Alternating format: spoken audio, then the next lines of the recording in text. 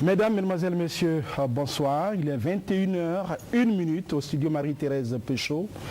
Le moment est historique. Dans 3 jours, les Ivoiriens se rendront aux urnes pour élire le président de la République de Côte d'Ivoire. Face à face, M. Babo Laurent, président sortant, candidat de la majorité présidentielle, LMP, et M. Ouattara Alassane, candidat du Rassemblement des Républicains, RDR, soutenu par le Rassemblement des Oufoutistes pour la démocratie et la paix, le RHDP. Pour la première fois dans l'histoire de notre pays, un débat est organisé entre les candidats retenus pour le second tour de l'élection présidentielle. Monsieur Babo Laurent, bonsoir. Bonsoir. Monsieur Ouattara Alassane, bonsoir. Bonsoir. Je voudrais, au nom de la RTI et du CNCA, vous remercier d'avoir accepté cette invitation. Cette émission radio-télévisée est suivie partout dans le monde, par satellite et par Internet. Elle va durer 2h15. Elle est découpée en 5 thèmes d'inégale durée. La politique nationale en 30 minutes. La défense et la sécurité, 10 minutes. L'économie, 30 minutes. Les questions de société, 30 minutes. La politique étrangère, 10 minutes. Et à la fin de cette émission, vous aurez chacun 3 minutes pour votre conclusion. Les règles du jeu qui ont été établies par le CNCA sont les suivantes. Les mêmes questions seront posées aux 2 candidats. Les candidats n'échangeront pas directement entre eux. Ils peuvent cependant s'interpeller. Le premier à prendre la parole sera le premier à conclure l'émission. La durée du temps de parole accordé à chaque candidat est de 3 minutes, y compris son temps de réplique. L'indication de votre temps de parole est visible sur l'écran qui est juste en face de vous. Les candidats doivent s'abstenir de s'interrompre pendant leurs interventions. Les candidats ne doivent pas tenir des propos susceptibles de nuire au bon déroulement de l'émission. Les candidats doivent respecter durant l'émission les dispositions du Code de bonne conduite des partis politiques, des groupements, forces politiques et des candidats aux élections en Côte d'Ivoire, lequel code a été signé le 24 avril 2008. Avant d'entrer dans le vif du sujet, je voudrais vous poser 2 questions. Et conformément au résultat du tirage au sort qui a eu lieu ce matin dans les locaux du CNCA, la première question est posée à M. Ouattara Alassane. Qu'est-ce qui motive votre candidature à l'élection présidentielle? Je vous remercie, mes chers compatriotes. J'ai décidé d'accepter la candidature de mon parti pour rendre service à mon pays. Oui, je considère que la Côte d'Ivoire a besoin de tous ses fils, et surtout en période de crise. Et j'ai une expérience non seulement de la gestion de l'État dans mon pays, également dans la sous-région, mais dans le monde entier. Quand on a des difficultés dans son pays, on doit... Alors, je voudrais ajouter que, évidemment, cette élection est importante. Parce que, d'abord, ce débat que j'ai avec mon frère Laurent Babo, c'est la première fois que nous avons un débat entre 2 candidats, puisqu'il y a un deuxième tour. Et le premier tour s'est déroulé dans de bonnes conditions. Il y a eu des élections apaisées. Bien entendu, nous avons déploré quelques irrégularités, mais cela n'entame en rien, je crois, la force de paix de nos compatriotes. Et moi, je voudrais dire à mes compatriotes ce soir que ce débat est une très bonne chose, parce que chacun de nous pourra dire à nos compatriotes ce que nous voulons faire pour la Côte d'Ivoire et pour les Ivoiriens. Et j'ajoute que le taux de participation, qui a été très élevé, 84% littéralement, qui n'a été vu nulle part dans le monde, est vraiment la confirmation du désir de paix par les urnes, par les Ivoiriens. C'est également, à mon sens, un signal d'un besoin de changement par les Ivoiriens. Donc je voudrais dire que je suis heureux de participer à ce débat. Je suis reconnaissant que mes compatriotes me donnent l'opportunité de participer au deuxième tour de l'élection présidentielle. Et je souhaite aussi que ce deuxième tour soit apaisé les informations que nous avons ici et là sont alarmantes. Mais personnellement, je fais confiance aux Ivoiriens. Je sais qu'au finish, ces élections seront apaisées, comme l'a été le premier tour de l'élection. Je souhaite donc à mon frère que nous ayons un débat courtois, bien sûr, c'est ce que vous avez souhaité, et que nous puissions dire aux Ivoiriens ce que nous proposons pour sortir la Côte d'Ivoire des difficultés. Je vous remercie. Monsieur Laurent Gbagbo. Merci.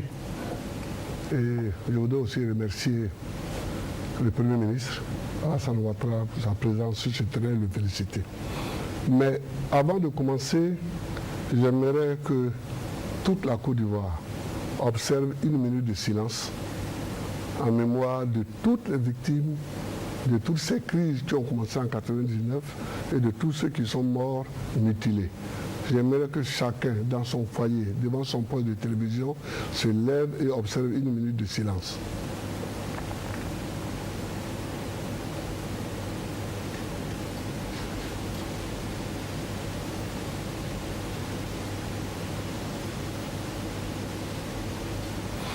Bon, monsieur le journaliste, je peux maintenant reprendre. Allez-y. Oui, oui. Il vous reste 2 minutes.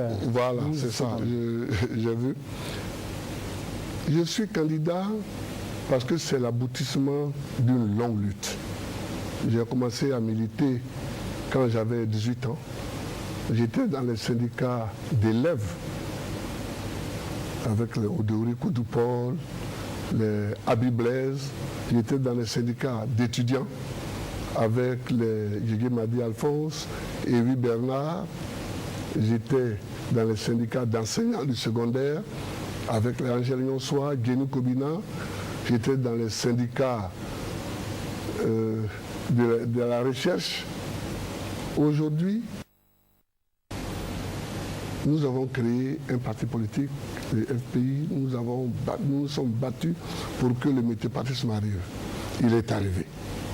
Nous nous sommes battus pour que la démocratie arrive. Elle est arrivée. Nous nous sommes battus pour que l'alternance arrive. Elle est arrivée. Et donc, c'est dans la continuation de tout ce combat que je suis candidat, pour apporter un mieux-être à mes compatriotes, pour mettre surtout définitivement fin à cette crise. Parce que cette élection, elle est importante.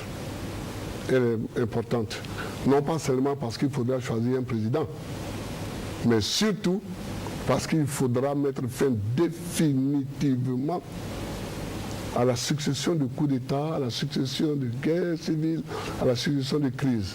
Donc c'est pourquoi je suis candidat aussi, pour mettre fin à tout ça. Voilà. Très bien. Alors, le premier tour du scrutin a eu lieu le 31 octobre 2010 dans des conditions jugées satisfaisantes. Comment jugez-vous l'atmosphère du second tour et dans quel état d'esprit vous l'abordez, M. Gbagbo? Mais je suis un peu désolé parce que je vois que des dérapages se dessinent. Aujourd'hui même, à Daloa, la gendarmerie m'a signalé qu'on a arrêté 21 personnes. On a arrêté des camions pleins de cartouches. Et c'est malheureux, on a arrêté des sacs pleins de machettes. Je n'accuse pas quelqu'un encore sur ce point, mais je veux dire que cette atmosphère-là n'est pas bonne. Et j'ai dû prendre des mesures. J'ai dû prendre des mesures et certaines de ces mesures seront annoncées demain. Première mesure, j'ai décidé de réquisitionner les Fancy, qui généralement sont en troisième position pour le maintien de l'ordre. J'ai dû les réquisitionner pour qu'on les déploie pour augmenter le nombre des gendarmes et des policiers qui ont en charge la sécurité ordinaire. Demain, je signerai un autre décret pour instaurer le couvre-feu à partir du dimanche. C'est-à-dire, il faut que les élections aient lieu, mais il faut que, à partir de 22 heures, le temps que les urnes soient revenues, qu'il y ait le couvre-feu pour que les rues soient libres et que les policiers et les gendarmes patrouillent. Donc, pour tout vous dire, j'ai une inquiétude. Quand je regarde l'atmosphère, quand j'écoute certaines personnes parler, j'ai une inquiétude. Mais nous prenons des dispositions et je crois que ça va aller. Mais il faut que les Ivoiriens se rassurent. Nous sommes assez mûrs, tous, nous sommes assez mûrs pour faire en sorte que le dérapage n'ait pas lieu. Ce ne serait pas bon pour la Côte d'Ivoire. Ce serait bon pour aucun des acteurs politiques. Ce ne serait pas bon pour l'Afrique même. Donc, moi, dans la situation où je suis obligé de prendre des mesures. Je suis obligé de prendre des mesures pour rassurer. Donc, je rassure les Ivoiriens que c'est vrai, il y a beaucoup de bruit. C'est vrai, il y a beaucoup de tintamarre. Mais je vous rassure que toutes les dispositions seront prises pour que nul n'en ignore. Toutes les dispositions seront prises pour que cette élection puisse se terminer avec le sourire aux lèvres. M. Ouattara, oui. La même question. Comment jugez-vous l'atmosphère de ce second tour et dans quel état d'esprit vous l'abordez? Oui, d'abord, moi, je l'aborde dans un état d'esprit très positif. Je pense que je m'y attendais. Nos compatriotes ont fait preuve de maturité, de sérénité. Le premier tour s'est déroulé dans de bonnes conditions. Et au plus profond de moi-même, je pense que le deuxième tour également va se passer dans de bonnes conditions. Parce que je fais confiance aux Ivoiriens. La Côte d'Ivoire a toujours été un pays de paix, n'eût été ces années de crise que nous avons vécues. Et il faut faire en sorte que nous sortions définitivement de cette crise par des élections apaisées. Alors, cela étant dit, je condamne les violences que nous avons, qui ont été portées à notre connaissance ces derniers jours. Que ce soit à Daloa, Laurent en parlait, que ce soit à Lakota, que ce soit à Abidjan même. Le siège quand même du RHDP a été attaqué. Enfin bref, je ne voudrais pas revenir sur des choses qui peuvent créer de l'animosité. Mais je dis qu'il est important et je regarde tous mes compatriotes droit dans les yeux. Je vais vous dire, chers compatriotes, la violence ne mène nulle part. Donc je demande qu'il soit mis fin à ces violences. Et je considère que des mesures qui sont prises sont bonnes. Bien sûr, je ne souhaite pas que l'armée intervienne à aucun moment, puisque l'élection sera apaisée. Les forces de gendarmerie et de police sont les forces de maintien de l'ordre, et ce sont elles qui doivent assurer la sécurité des Ivoiriens et le faire partout sur le territoire national par rapport aux accords qui ont été mis en place avec le centre de commandement intégré. Alors, Laurent Gbagbo me dit qu'il a décidé d'instaurer un couvre-feu à 22 heures. Je pense que par courtoisie, Laurent, tu aurais pu me passer un coup de fil. Nous sommes quand même 2 candidats à 3 jours des élections. C'est une question de bonnes relations que nous avons. On aurait pu en discuter parce que le couvre-feu dramatise les choses. On aura le sentiment qu'il y a péril devant nous. Ce sont des incidents importants, désolants, que je condamne, mais qui sont localisés. Alors, prendre un couvre-feu pour cela donne un message qu'il y a danger et je n'aimerais pas qu'on ait cette perception. Mais ceci étant, la décision a été prise et je voudrais surtout dire à tous nos compatriotes que ces élections doivent être des élections apaisées. Et moi, je les rassure que j'ai dit à mes militants, aux sympathisants, à tous ceux du RHDP qui me soutiennent, que nous devons aller à des élections apaisées. Pas de violence, ne répondez pas aux provocations. Nous allons aborder véritablement le premier chapitre de cette émission consacrée à la politique nationale pendant 30 minutes. Alors, après 10 années de crise, quel est votre diagnostic du climat sociopolitique, des relations intercommunautaires et des rapports entre le citoyen et le pouvoir? C'est M. Ouattara. Oui. Je vous remercie. Ces années de crise ont été terribles pour la Côte d'Ivoire. Et il faut en sortir. Et en sortir par des élections.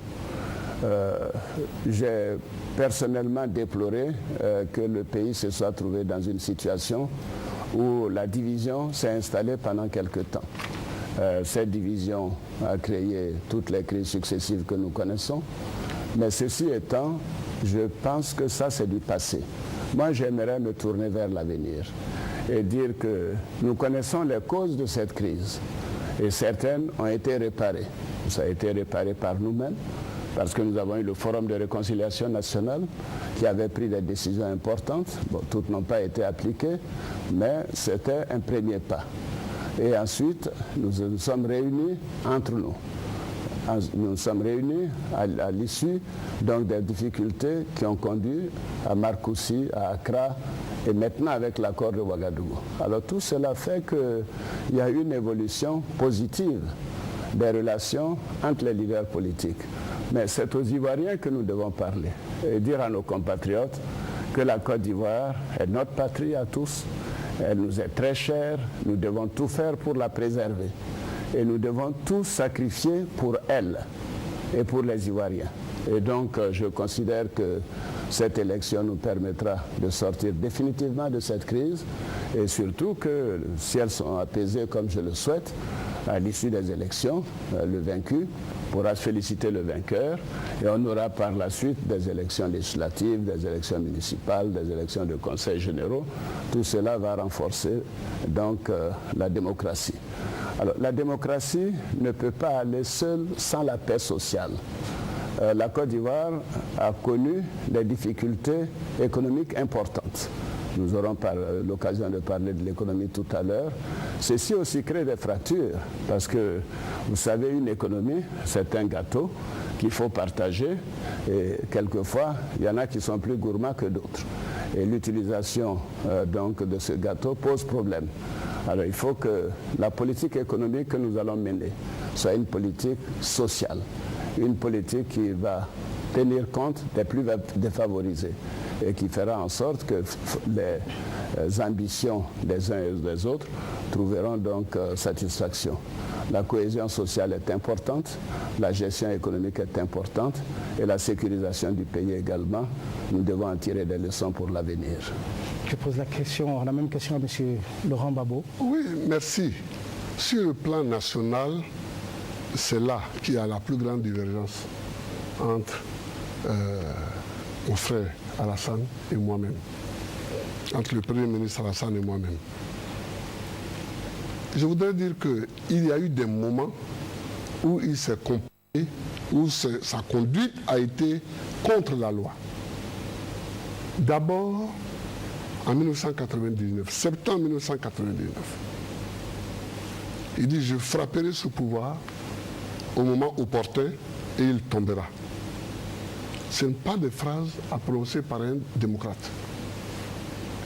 Et effectivement, en décembre 1999, le régime du président Bédié s'est écroulé. Revenu donc en décembre en Côte d'Ivoire, le Premier ministre Ouattara dit à Ouguéné le 22 janvier 2000, les Ouattara et les Cissé, j'avais dit que je serais candidat. Malgré les tracasseries, j'ai dit que je maintiendrai ma candidature. Quand ce mandat d'arrêt a été lancé, j'avais dit que je rentrerai avant la fin de l'année. Me voici. Alors j'ai dit que je gagnerai au premier tour et je le ferai. Toujours dans les citations de ce même type, en décembre 2001, le Premier ministre Ouattara qui dit « Nous n'attendrons pas 5 ans pour aller aux élections ». Or, la durée du mandat, c'est de 5 ans. En août 2002, je rendrai le pays ingouvernable. S'ils veulent, on va tout Nyakami. Ah bon? Oui, oui, c'est une All Africa. Alors, ce sont des citations du Premier ministre. Et ça ne me plaît pas. Ça ne me plaît pas, non pas à Gbagbo, mais ça ne me plaît pas pour la paix et la sécurité. Il a dit tout à l'heure, il a dit juste, on ne peut pas faire une économie prospère s'il n'y a pas la paix, s'il n'y a pas la stabilité, s'il n'y a pas la tranquillité. Mais des phrases de ce genre amènent l'instabilité, amènent les coups d'État, et vraiment je le rends responsable pour ce qui est arrivé à partir de 1999 jusqu'à aujourd'hui. Voilà ce que je voulais dire sur ce point-là, pour expliquer la situation nationale que nous avons connue. 11 ans de turbulence, c'est trop. Il faut arrêter. Très bien. Alors, le pays, nous le savons, est en crise. Nous sommes en train de sortir de la crise. M. Ouattara a fait une analyse, vous également. Dans cette émission, nous espérons que vous aurez l'occasion de nous dire quelles sont vos recettes pour que véritablement la Côte d'Ivoire aille définitivement à la paix. Le 28 novembre, M. Laurent Gbagbo, M. Ouattara, l'un de vous sera élu président de la République pour 5 ans. Quelle est votre conception de l'État et du pouvoir? Vous d'abord, M. Laurent Gbagbo. Nous avons hérité d'un État fort. Nous avons hérité d'un État fort. Mais qui évidemment était appuyé sur le parti unique que je condamne. Et je ne veux pas revenir. Parce qu'il me semble que souvent, certains Ivoiriens font comme si le parti unique c'était le paradis. Ce n'était pas le paradis, le parti unique. Mais nous avons une constitution, c'est un régime présidentiel. Au moment de la discussion de cette constitution, sous la transition, mes amis et moi, nous avions proposé un régime parlementaire. Mais nous avions été battus. Tous les autres, tous ceux qui participaient comme nous à la discussion sur la constitution, ont proposé un régime présidentiel avec Premier ministre. Avec un Premier ministre qui était véritablement l'animateur de l'équipe gouvernementale. C'est ce que nous avons adopté. Je crois que le régime lui-même n'est pas mauvais, mais ce sont les circonstances qui font que ce régime peut être ou trop fort si celui qui le dirige a des tendances dictatoriales, on l'a vu dans certains pays, ou trop faible si celui qui le dirige n'a pas assez de poigne. Donc, je n'ai pas de... Pour le moment, je ne pense pas qu'il faille changer la nature du régime qui est là. Mais il faut souligner le caractère social de la République. Nous sommes en République et nous sommes dans une République sociale. C'est-à-dire qu'il faut veiller à ce que les plus faibles ne soient pas écrasés. Il faut veiller à ce que les plus puissants ne soient pas arrogants et pleins de morgue pour toujours gagner plus et pour laisser toujours plus de miettes aux autres. C'est ça. Et je crois que c'est cet ordre-là qui peut garantir la prospérité. Il faut donc la démocratie. Non, il faut d'abord conserver le caractère républicain du régime.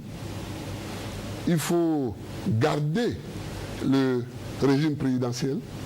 Il faut garder le caractère social de la République et puis créer les conditions de paix pour que les investisseurs viennent et que les investisseurs locaux même investissent et ne soient pas tentés d'aller investir ailleurs. Donc voilà ce que je souhaite. M. Ouattara, j'imagine que vous voulez apporter des précisions à l'interpellation de M. Laurent Gbagbo. Je rappelle que vous avez 3 minutes pour le faire. N'oubliez pas que vous devez répondre à la question que j'ai posée. Bien sûr, bien sûr. Non, mais écoutez, je pense qu'il est facile d'accuser sans preuve et sans enquête. Dire qu'Alassane Ouattara a fait ceci, cela, il a fait des déclarations. Mais moi, j'ai toute une série de déclarations faites par Laurent Gbagbo ici. Quand le coup d'État est arrivé, il a dit que c'était un coup d'État salutaire. Il a dit que c'était un coup de pouce à la démocratie. Et quand il est arrivé de Libreville via Boaké à Gesco, il a été escorté par des militaires pour rentrer à Abidjan en champion. Mais ça, pour moi, ça ne veut pas dire que c'est lui qui a fait le coup d'État. Alors donc prendre des phrases et sur cette base dire à partir de là on a fait un coup d'État, je trouve tout de même on devrait essayer d'aller plus loin. Alors parlant de ce fameux coup d'État, tout de même le FPI a accompagné la transition militaire jusqu'au bout. Moi j'avais annoncé dès le départ que j'étais contre les coups d'État. Et quand j'ai vu l'évolution du régime militaire, dès le mois de mai, nous avons démissionné du gouvernement militaire. Laurent Gbagbo a continué avec le gouvernement militaire.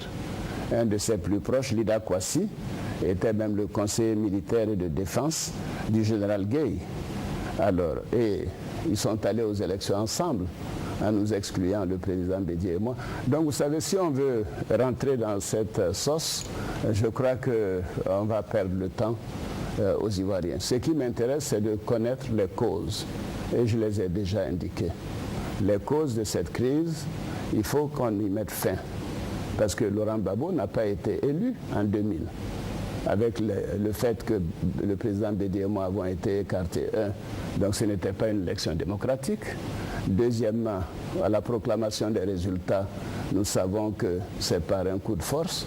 C'est le plus fort qui a gagné. Il avait plus de militaires de son côté que le général Gueye. Bref, donc je ne vais pas revenir sur ces passés. Il vous reste 50 secondes. Voilà, je sais qu'il reste 50 secondes. Alors, quant à votre question concernant la conception du pouvoir, pour moi, le pouvoir doit être un pouvoir démocratique. Les institutions doivent être incarnées par des personnes responsables et qui prennent des décisions, même si elles sont difficiles. Je suis pour le régime parlementaire, mais pas de manière complète. Le régime présidentiel que nous avons aujourd'hui, à la sortie de crise, est un bon régime. Je proposerai des modifications en temps opportun pour créer un Sénat, pour que la magistrature soit présidée par les magistrats. Je veux la séparation des pouvoirs, un pouvoir exécutif, un pouvoir législatif, un pouvoir judiciaire. J'aurai l'occasion d'en parler. Très bien, vous pouvez continuer parce que c'est votre tour de parole encore. Vous avez déjà anticipé sur la prochaine question, les réformes institutionnelles, constitutionnelles, si vous êtes élu. Voilà. Est-ce que vous pouvez développer cette idée? Vous avez 3 minutes. Oui, écoutez, je trouve que quand un pays sort de crise, c'est mon expérience de la gestion que j'ai eue ailleurs sur les questions de crise. Je m'occupais des pays comme le Kosovo et autres quand il y a eu ces grandes crises. Et il faut un régime fort au départ. Donc le régime présidentiel, nous devons le maintenir pour une partie de la durée du mandat. À partir de là, il faut des accommodations. Peut-être il faut une assemblée qui ait plus de pouvoir, parce qu'aujourd'hui, l'assemblée n'a quasiment aucun pouvoir. Le Premier ministre, par exemple, est nommé par le chef de l'État et par la volonté du chef de l'État. Et il peut être à tout moment démis de ses fonctions. Il n'a pas une base parlementaire réelle. Première modification. Deuxième modification, il faut un Sénat, des hommes d'expérience, des hommes et des femmes d'expérience, pour que tout ce qui peut aller de manière définitive comme loi puisse bénéficier de l'expérience de ceux qui ont déjà géré la nation à des niveaux divers et surtout à des niveaux élevés, que ce soit dans le système judiciaire ou dans le système de l'exécutif. Et troisièmement, je suis pour la séparation des pouvoirs. Il n'est pas normal dans notre pays, ce n'est pas la faute à Laurent Gbagbo, que nous soyons dans une situation où le chef de l'État est le président du Conseil supérieur de la magistrature. Nous avons hérité cela de la France, mais il faut que nous soyons dans une situation où nous avons donc le pouvoir exécutif avec le chef de l'État, le pouvoir judiciaire et le pouvoir législatif. Vous voyez, aux États-Unis, la Cour suprême des États-Unis est un organe qui a une responsabilité reconnue par tous, parce qu'elle est crédible et parce qu'elle est également indépendante. C'est ce dont je rêve pour mon pays. Alors maintenant, il faut aller au-delà pour les réformes institutionnelles et autres. Il faut véritablement appliquer l'état de droit. Parce que l'état de droit n'est pas véritablement appliqué. Il y a des paroles, il y a des décrets, mais ce n'est pas le cas. Il faut faire en sorte que la liberté de la presse, la liberté d'expression, comme le disent les Américains, est la première des libertés. La liberté de la presse n'est pas respectée en Côte d'Ivoire de manière totale, en tout cas comme moi je l'aurais souhaité. Donc il y a des réformes institutionnelles importantes à faire. Je pourrais parler éventuellement des questions de décentralisation, mais ceci prendrait un peu trop de temps. Donc je vais vous dire que des réformes profondes sont nécessaires. Il faut que ce soit fait avec des gens d'expérience, que ce ne soit pas tout simplement un groupe de personnes, mais des personnes respectées et dont la voix et les écrits convaincront les Ivoiriens. Je vous remercie. Monsieur Laurent Gbagbo, si vous êtes élu demain, est-ce que vous envisagez des réformes institutionnelles et constitutionnelles pour répondre aux nombreuses critiques formulées par certains Ivoiriens pendant cette campagne? Naturellement, je vais répondre, mais je vais d'abord soulever un pan dans ce qui... C'est dans vos 3 minutes. Il a dit que Laurent Gbagbo n'a pas été élu en 2000. Je regrette, mais il faudra qu'on mette ça en application au cours de cette élection-ci. Il ne faut pas que un candidat se proclame vainqueur. Les résultats sont une commission électorale.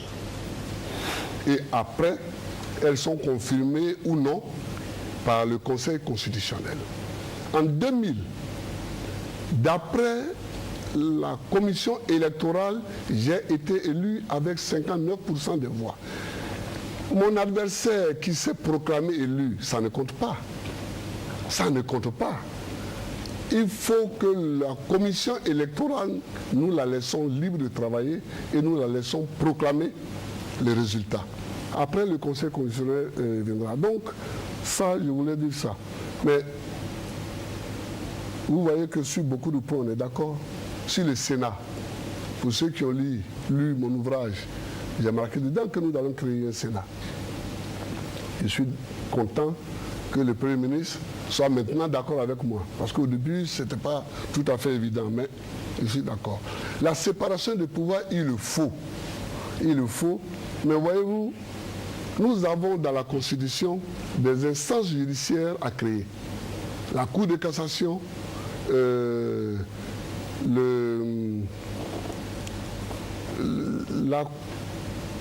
nous avons quelques institutions, la Haute Cour de justice, qui n'ont pas été créées, faute de majorité qualifiée à l'Assemblée nationale. J'espère que, comme les 2 candidats qui restent en liste pour le 2e tour sont d'accord pour la séparation des pouvoirs, j'espère que nous allons, après cette élection, voter ces lois organiques et puis mettre en place là. Sur la liberté de la presse, il a raison. Il n'y a jamais une liberté de la presse totale en période de guerre. Or, nous sommes en période de guerre. Et ces élections sont faites pour nous sortir de la guerre. Mais quand même, contrairement à tous les autres États africains, j'ai pris une loi interdisant aux magistrats de condamner les journalistes à une peine privative de liberté. Ça, quand même, c'est une chose qu'on doit me connaître. Et j'attendais de la part du Premier ministre qu'il reconnaisse cela au moins, parce que c'est un fait évident, avéré. Il ne l'a pas fait, je le regrette, mais bon. Il vous reste 4 secondes. Oui. Donc, j'ai été élu. C'est long. Très bien. Alors, vous avez parlé de la justice. J'aimerais qu'on s'y attarde encore un peu. La justice, on le sait, c'est le pilier de la nation. La Côte d'Ivoire compte aujourd'hui 9 tribunaux et 500 magistrats pour 20 millions d'habitants, ce qui donne un ratio de 1 tribunal pour 2 millions d'habitants et 1 magistrat pour 40 000 habitants. Alors, quel plan de réforme comptez-vous mettre sur pied pour un fonctionnement efficient de la justice en Côte d'Ivoire? Vous me posez la question. D'accord, merci. La justice va mal. La justice n'est pas en bonne santé. Dire le contraire, ce serait se moquer des Ivoiriens. Voilà. Mais j'ai dit aussi que ce n'est pas dans les périodes de troubles comme celle-ci qu'on fait les réformes de ce genre. Parce qu'une réforme de la justice est une réforme fondamentale. Mes amis travaillent dessus. Mes amis travaillent sur cette réforme. Il faut d'abord faire en sorte que les juridictions épousent le contour des entités décentralisées. On va créer des régions. Je souhaite qu'il y en ait 10.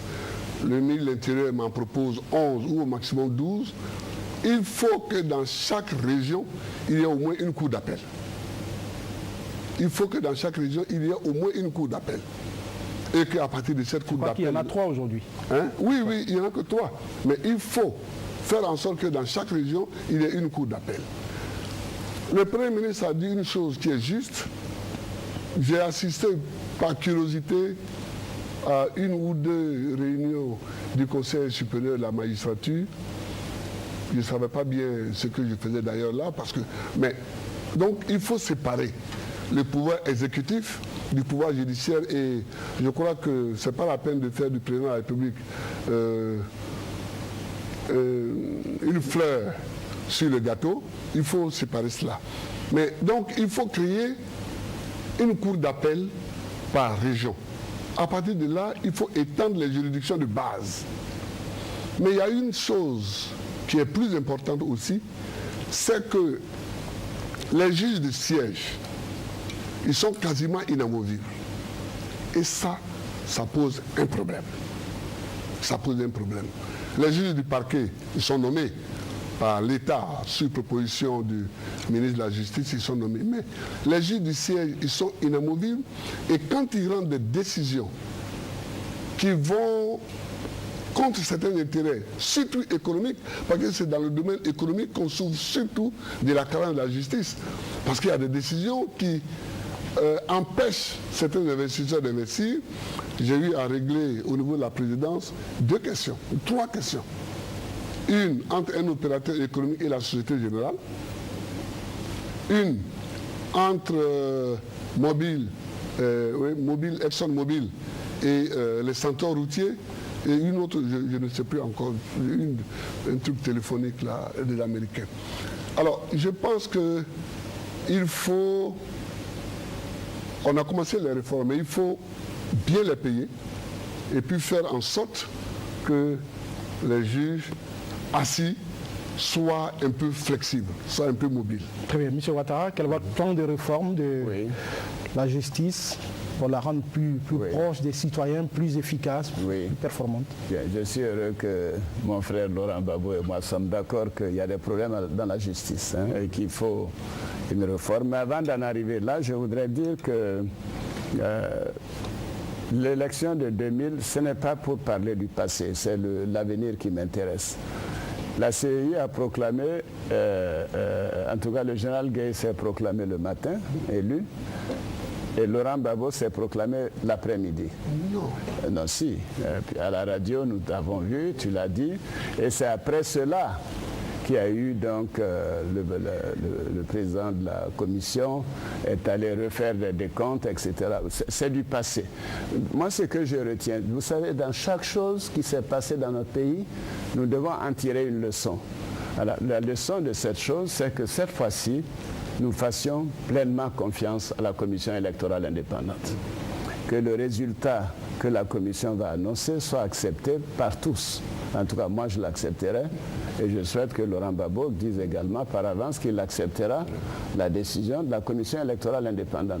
À partir de là, il n'y a plus de tension. Même si des gens s'amusent à faire des SMS, à appeler, à faire des déclarations ici et là, ça n'a plus aucune importance parce que nous savons que nous avons une institution respectée, une institution consensuelle, qui donne les résultats, et c'est à cela que nous devons nous en tenir. Et nous devons d'ailleurs tous les deux l'encourager à ce que ça se fasse dans les 24 heures. C'est possible dans les 24 à 48 heures, c'est possible d'avoir des résultats. Donc dès lundi, nous ayons ne serait-ce que des résultats préliminaires avant les résultats provisoires. Donc c'est la leçon que je retiens de ce qui s'est passé en 2000. Maintenant, par rapport... 10 secondes pour répondre à la question. 1 minute 10, c'est facile parce que moi, j'ai déjà rencontré le monde judiciaire. Je leur ai dit qu'il y avait des dysfonctionnements, il y avait des lenteurs, il y avait de la corruption et qu'il fallait nécessairement faire une réforme importante de la justice. Et je leur ai dit que la justice, pour être crédible, doit être efficace et impartiale. Et ce n'est pas le cas aujourd'hui. Pour les citoyens, pour obtenir un acte de justice, il faut payer. Les retards sont considérables. Ça ne marche pas. Il faut éliminer tous ces margouillas qui rôdent autour des palais de la justice pour essayer de régler des problèmes. Et j'ai l'ambition de construire une grande école de magistrature. Et c'est dans mon programme. 10 milliards de francs CFA, parce que je crois que ça permettra de former et de mieux former les magistrats. Et je promets que dans le budget de l'État, je vais augmenter la part de la justice de 2 à 3%. Parce qu'il y a les questions d'hommes, mais il y a également les questions d'infrastructure. il faut adresser les deux questions pour être sûr de mettre en route une bonne réforme de la justice. Très bien, c'est fini sur cette question. Alors j'aimerais qu'on parle de l'aménagement du territoire. La Côte d'Ivoire, aujourd'hui, c'est 19 régions, c'est 58 départements, 2 districts, Abidjan et Yamoussoukro, 229 sous-préfectures, 197 communes et plus de 9 villages. Récemment, 10 nouveaux départements ont été créés, 55 nouvelles sous-préfectures et 520 nouvelles communes. Alors, quelle suite allez-vous donner à cette politique d'aménagement du territoire et quels moyens pour que ce soit plus efficace dans l'action? D'abord, M. Ouattara. Oui, je vous remercie. D'abord, je dois dire très franchement que je ne suis pas d'accord avec la politique de décentralisation de Laurent Gbagbo. Je trouve que ça a été fait à la va-vite. Il y a eu des créations de sous-préfectures, de départements ici et là, de régions, qui, à mon sens, n'ont pas le poids d'une véritable région. Ceci étant, il faut une décentralisation. Mais vous savez, la décentralisation est une question tellement sensible parce que c'est organiser la manière de gérer le pouvoir local, le pouvoir départemental. Et pour ce faire, il faut une loi. Donc, dans mon programme, ce que j'envisage de faire, c'est de refaire un découpage du pays en régions, en départements et ainsi de suite, et en communes. Avoir des milliers de communes, je ne suis pas sûr que ça vaille la peine parce qu'il faut avoir les moyens. On est tous d'accord qu'il faut rapprocher le plus possible les citoyens de la gouvernance. Mais on ne peut pas le faire à n'importe quel coût parce que ça coûte de l'argent. Alors moi, je vais proposer une loi à l'Assemblée nationale après une étude sérieuse de ce qui a été fait ces 10 dernières années pour que ce soit l'Assemblée nationale qui, comme ils l'ont fait pour le nombre de députés, que ce soit l'Assemblée nationale qui arrête le nombre de régions, le nombre de départements, le nombre de sous-préfectures, etc., et ainsi de communes, pardon, pour que nous n'ayons plus cette idée que quand le chef de l'État va en visite officielle quelque part, les gens disent « Ah, on veut une sous-préfecture ». On dit « Bon, vous avez une sous-préfecture ». Alors, quand il est quelque part, on dit « Ah, nous, à côté, ils ont eu un département, nous, on n'en a pas eu, donc on vous donne un département ». Je comprends l'acte politique, mais il faut que ce soit maintenant organisé et que les citoyens de ce pays se disent « Le traitement est par la loi, est applicable à nous tous ».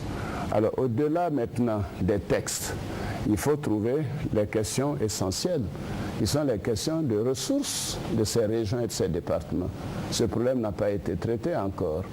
Moi, j'ai l'ambition de revoir la fiscalité globale, qu'elle soit nationale ou qu'elle soit décentralisée, pour qu'une bonne part, une part substantielle des ressources puisse être levée directement à ce niveau-là.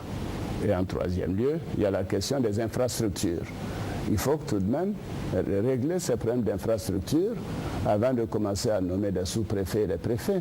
Si vous nommez un sous-préfet qui n'a pas de voiture et qu'il est obligé de prendre le bus ou de se faire transporter par un citoyen, j'en ai vu même qu'il était à mobilette quand j'ai fait mes tournées, il n'a plus la force, l'autorité de l'État. Donc voici quelques suggestions que j'envisage de faire, mais c'est une loi qui va régler ce problème pour l'avenir. Je pose la même question à M. Laurent Gbagbo. Oui, merci. Merci. Mais on va finir définitivement avec les élections de 2000. Parce que le Premier ministre a dit une chose qui n'est pas vraie. Il a dit que le président Gueye s'est proclamé élu le matin et moi je me suis proclamé élu l'après-midi. Ce n'est pas vrai. Ce n'est pas vrai. Le général Gueye s'est proclamé élu et les gens sont descendus dans la rue. J'ai lancé un appel à ce qu'on descende dans la rue et lui-même, je ne sais pas si c'est lui ou si c'est un de ses lieutenants qui l'a dit. Vous savez que ce n'est pas moi. Non, je ne sais pas si c'est lui ou si c'est un de ses lieutenants qui l'a dit. Il a dit que le pouvoir était dans la rue. Donc on était tous dans la rue. On était tous dans la rue. Donc là-dessus, si je tiens à ce que la lumière soit faite, c'est pour que nous puissions en tirer des leçons pour les élections que nous vivons aujourd'hui. Je suis heureux de l'entendre dire que nous allons tous nous plier aux décisions que la CEI va dire. Vraiment, ça me fait plaisir. Mais en 2000, les résultats proclamé par la commission électorale me donnait gagnant et ça se trouve dans le journal officiel. Et ce sont ces résultats qui ont été confirmés par la Cour suprême. Aujourd'hui, nous parlons, mais après cela, nous parlons de la décentralisation. Je suis heureux que tout le monde aujourd'hui accepte ce qu'il n'acceptait pas avant. Mais je n'ai encore créé aucune région. Il dit que j'ai créé des régions comme ça. Je n'ai encore créé aucune région. Les régions, les propositions de création des régions sont sur ma table. Tout le monde peut aller à la présidence et rentrer, voir que sur le grand bureau, j'ai mis les cartes pour mieux visualiser. Ils sont sur la table. Je n'ai encore créé aucune région. J'ai créé des départements. Parce que dans des localités, les routes sont tellement mauvaises que les gens ont de la peine à arriver à la préfecture pour faire même des dossiers. Tenez, chez vous, dans la région d'Abangourou, quand j'ai créé le département de Bétier, ce n'était pas pour faire plaisir à quelqu'un de Bétier, mais c'est parce que manifestement les gens de Bétier n'avaient pas le moyen d'aller ou à Azopé, ou à Abangourou, ou de descendre sur Aboissou. Il fallait faire quelque chose, donc il fallait leur donner une entité administrative pour que les papiers soient faits. C'est pour ça que nous créons les départements. Mais les régions, nous ne l'avons pas encore fait.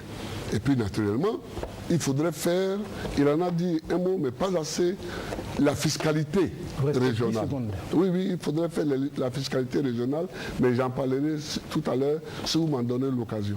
Nous allons boucler ce premier chapitre consacré à la politique nationale avec cette dernière question. Notre pays sort d'une crise profonde qui risque de laisser des traces pendant longtemps. Si vous êtes élu demain, qu'est-ce que vous ferez pour réconcilier véritablement les Ivoiriens et les rassembler? D'abord, je ferai comme j'ai fait en 2000. C'est-à-dire que je convoquerai un forum pour qu'on se parle. Plus on se parle, plus on s'éloigne des antagonismes. Et avant que ce forum ne commence, j'expliquerai aux uns et aux autres que la justice, je ne dis pas l'appareil judiciaire, je dis la justice dans le gouvernement est la clé de voûte, est le ciment qui met tous les citoyens ensemble. Et l'injustice, au contraire, éloigne les uns des autres. Donc, il faut faire un forum. Et puis, moi, j'ai posé des actes qui plaident pour moi. Pour que nous arrivions à la paix et à la réconciliation, j'ai posé beaucoup d'actes. D'abord, quand le pays a été attaqué, agressé, je ne suis pas allé là où on ne m'a pas invité.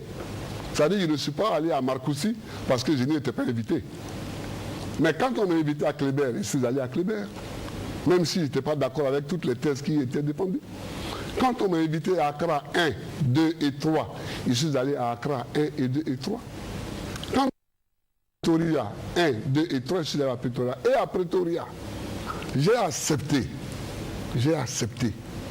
que la CEI soit revue. Il y avait une loi sur la CEI et la CEI soit revue et que ceux qui étaient opposés à moi, mes opposants, aient la majorité. C'est la première fois qu'on voit ça en Afrique. Je leur ai donné la majorité à la CEI. Le Premier ministre le sait bien. J'ai accepté une deuxième chose. On avait un problème avec l'article 35 de la Constitution. Dans les éléments modifiés, il faudra étudier. Mais on avait un problème avec l'article 35. J'ai donc demandé au président Thabo Mbeki, devant le Premier ministre Ouattara et devant le président Bédié, de nous écrire pour que j'utilise l'article 48 pour rendre éligibles tous ceux qui étaient à Marcoussis. C'est ce que j'ai fait. Et ça, c'est un acte de réconciliation. Et si aujourd'hui nous sommes face à face, c'est bien parce que des choses ont été faites. Alors, je crois que j'ai ensuite, voyant que cela a été fait et qu'il fallait aller plus loin pour obtenir la sortie des crises véritables, j'ai engagé le dialogue direct avec ceux qui dirigeaient la rébellion. Ceux qui ont accepté de dire qu'ils la dirigeaient, j'ai engagé le dialogue direct qui a abouti aux accords politiques de Ouagadougou. Donc, les actes que j'ai posés sont des actes de réconciliation sont des actes de paix et de réconciliation. Nous allons continuer dans ce sens. Tout ce qui est paix, nous allons insister, et tout ce qui est guerre, nous allons les éloigner. M. Ouattara, quelle politique de réconciliation pour repenser les plaies de 10 années de crise? Oui, je pense que c'est une question centrale. Et il faut évacuer ce qui est dit sans preuve, sans enquête. Et il faut que les Ivoiriens connaissent la vérité de l'évolution de l'histoire récente de notre pays. Moi, première chose que je voudrais faire, c'est de faire des enquêtes, des commissions d'enquête sur le coup d'État de 99. Parce que moi aussi, je veux savoir qui a fait le coup d'État, pourquoi ça a été fait et dans l'intérêt de qui. En tout cas, ce n'était pas dans mon intérêt, puisque je n'ai pas été porté par ce coup d'État jusqu'à des élections. Je vais mettre en place aussi une commission d'enquête sur la rébellion pour savoir comment la rébellion a été organisée, qui l'a organisée, qui l'a financée et pourquoi il y a eu tant de dégâts et de souffrances et de tueries de frères ivoiriens entre eux. Donc je ne voudrais pas revenir, il faudrait une commission d'enquête qui permettra de comprendre ce qui s'est passé. Les déclarations des uns et des autres, ce n'est pas cela qui m'importe. Mais je prends l'engagement de faire la lumière sur ces choses. Et bien sûr, et tous les coloraires, l'assassinat du général Gueye, l'assassinat de Bogadoudou, et ainsi de suite. Ça, c'est la première chose. La deuxième chose, il faudrait mettre en place une commission vérité et réconciliation. C'est ce qu'on a tenté de faire avec le Forum pour la réconciliation. Mais malheureusement, les résultats n'ont pas été tout appliqués, ou ça a pris du temps. Alors cette fois-ci, il faudrait non seulement que la commission Vérité et Réconciliation donne les mesures à prendre, mais également donne un chronogramme des mesures à appliquer. Et comme ça, il n'y aura plus de faux fuyants. On saura ce qu'on a décidé tous ensemble. On prendra l'engagement de l'appliquer. Et l'Assemblée nationale, s'il s'agit d'une loi d'amnistie, par exemple, pour un certain nombre de délits, que l'Assemblée nationale vote une nouvelle loi d'amnistie et ainsi de suite. S'il s'agit d'indemniser les victimes, les parents des victimes, les enfants des victimes, il faut le faire également. Et bien entendu, on ne peut pas payer la souffrance des uns et des autres quand des gens ont été mutilés, excusez-moi, des femmes ont été violées. Tout ça a été horrible. Donc, je ne voudrais pas revenir sur les douleurs de nos concitoyens. Mais concernant les actes qui ont été posés par Laurent Gbagbo, c'était bien qu'on ait eu cette discussion. Mais pourquoi nous avons tardé ça pour avoir des élections? Parce qu'il n'y a pas eu d'application effective et rapide de toutes ces décisions. Peut-être que nous aurons l'occasion d'en parler. Parce que Marcoussis, Accra, Pretoria, enfin l'accord de Ouaga, ça fait quand même 5 ans. J'ai encore 2 secondes. Voilà, je vous remercie. Je voudrais qu'on aborde maintenant la deuxième partie de cette émission consacrée à la défense et à la sécurité. Alors, l'accord politique de Ouagadougou préconise la formation d'une nouvelle armée. Quelle sera sa configuration et de quels moyens disposera cette armée pour la défense du pays? C'est M. Ouattara. Oui, écoutez, l'accord de Ouaga fait, je trouve, des suggestions importantes et intéressantes par rapport à la formalisation de cadres pour que nous ayons une armée unifiée à l'issue donc de ces élections. Il y a déjà un premier pas, moi je m'en félicite, j'en félicite d'ailleurs le Premier ministre Soro également, avec qui Laurent Gbagbo a signé ces accords. Mais ceci étant, il y a tout de même des questions fondamentales à régler. Il y a tous ces jeunes gens qui de part et d'autre ont été utilisés, que ce soit au niveau des donc des miliciens. Qui sont là, qui ont quelquefois des fusils, des kalachnikovs qui se promènent et qui font du brigandage ici et là. Il faut tenir compte de leur avenir. La démobilisation ne suffit pas. Donc il faudrait, et nous aurons l'occasion d'en parler sur le plan économique, il faudra mettre en place un programme économique qui permettrait une croissance très forte et une absorption du chômage, y compris de ces jeunes qui ont fait du tort à la nation. Mais en fait, ils ont été manipulés. Oui, ils ont pris des décisions de leur propre chef. Et à partir de là, j'estime qu'il faut une grande réforme de la défense et de la sécurité. J'ai une ambition pour cela parce que tout le monde se plaint de ce qui se passe actuellement. Les promotions dans l'armée, les gens considèrent, je ne suis pas militaire, mais ce que j'ai dit dans la presse, qu'il y a du favoritisme et que quelquefois ça va trop vite et que la compétence n'est pas prise en compte. Il faut que les militaires eux-mêmes s'asseyent et définissent la loi donc, de promotion.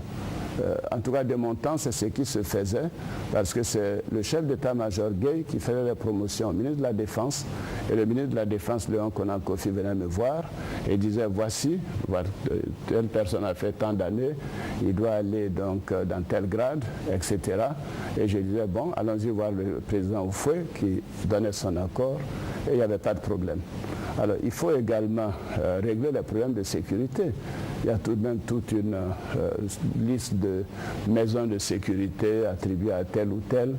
Certains ont des fusils, d'autres n'en ont pas. Et la ville d'Abidjan est devenue maintenant un nid où n'importe qui peut se procurer des armes. Donc il y a un travail de réforme, de refonte. Et j'envisage de faire en sorte que ce domaine soit un domaine prioritaire parce qu'à l'issue de la guerre, il faut s'assurer que l'armée est forte, c'est vrai, mais l'armée est faite pour défendre nos frontières. Mais il faut s'assurer qu'au niveau de l'intérieur, la sécurité qui sera organisée par la police et la gendarmerie également ait les moyens et soit mieux organisée que maintenant. On va parler de l'intérieur tout à l'heure, M.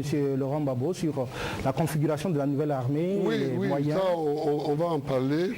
Mais je voudrais rebondir sur une question qu'il a soulevée tout à l'heure en disant que c'est parce que les décisions n'ont pas été vite appliquées qu'on a eu du retard dans l'organisation des élections. Ce n'est pas vrai. On ne peut pas, dans notre constitution, organiser les élections quand le pays est coupé. C'est ça qui a fait qu'on n'a pas eu les élections en 2005. Seydou Diarra était Premier ministre. Nous avons bien fixé en 2005 une date. Mais on ne pouvait pas organiser les élections. Et quand nous avons pris les décisions pour que tous ceux de Marcoussis, tous ceux qui étaient à Marcoussis soient candidats, on n'a pas réussi à faire en sorte que le pays se retrouve.